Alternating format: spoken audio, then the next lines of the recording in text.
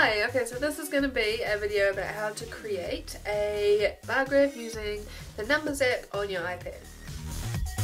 The idea of this is to be able to create the graph and then maybe transport it into a different app so that you can draw all over it, or put it into a project that you're doing or something like that. The process of making the graph itself is quite straightforward.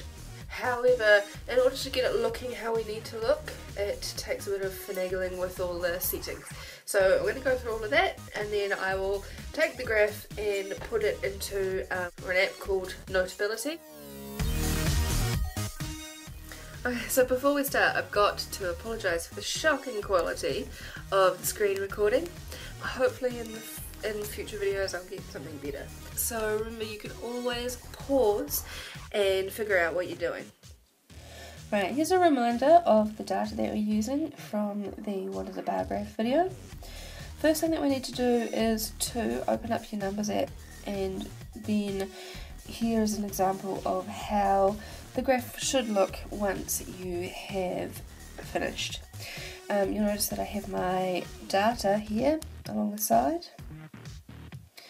and that the categories, or the different types of fruit and veg, are in the grey column. We'll bring up a new sheet. There we go, and you can see I've got my data. Now what I'm going to do is select all of that data, and it will come up with a little black column, and you're going to select the one that says create chart. It's that one there. Alright, so create your chart and wiggle it so that you can see we want a bar graph, etc. Alright, now it's a pretty boring looking thing and there's no extra colours, so we want to make it look like a proper bar graph. What you're going to do is to tap on the graph and it will come up with that bar. You're going to select edit references. Here we go. And it will come up with a little cog up here in the corner. Tap on that and this little box will come up. You need to choose the plot rows as series one. It's this one here. And what that does is makes each bar a different colour, and it brings it up here as well.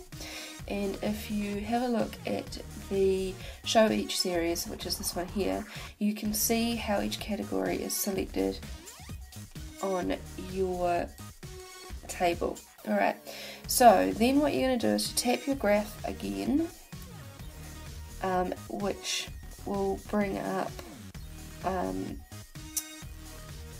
little section at the top here where a paintbrush has appeared. If you tap the paintbrush, then you get options of how to change each section of your graph, like your y-axis, your x-axis, and the graph itself.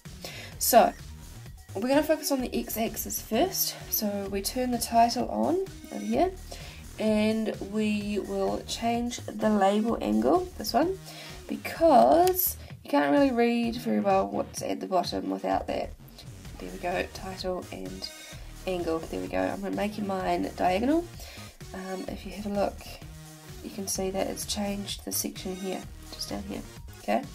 Now I'm not happy with my chart, so I'm going to go back to that section at the top here. Whoops, turn the pointer on up here, and select chart options at the bottom of this part here. Alright, so what I can do then in this section is to turn off the legend, which gets rid of all of this, because we're going to have that information at the bottom in a minute. We can turn off the legend and then go back to the y-axis. And let's make the video do that. Da, da, da.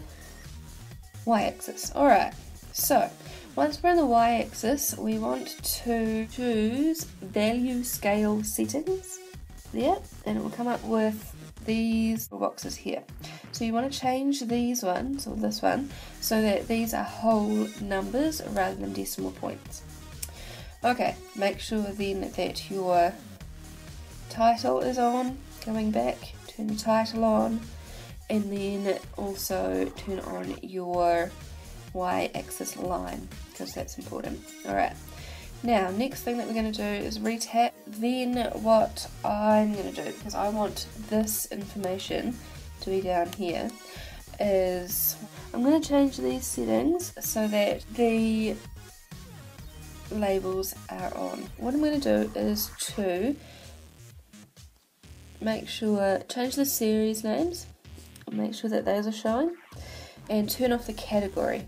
So I get this and not this. And here we go. Alright, so there's that. Now that's what my graph should look like, and I want to give it a title and label my axes. So you double click on that and that will change them. And the last thing that we're going to do is export our graph into Notability so we can work on it there. At the top you're going to click on the wrench icon and choose share and print. Then you're going to choose open in another app. Right there. Okay. You're going to choose the format that you want to export your file in. I'm choosing PDF, like that.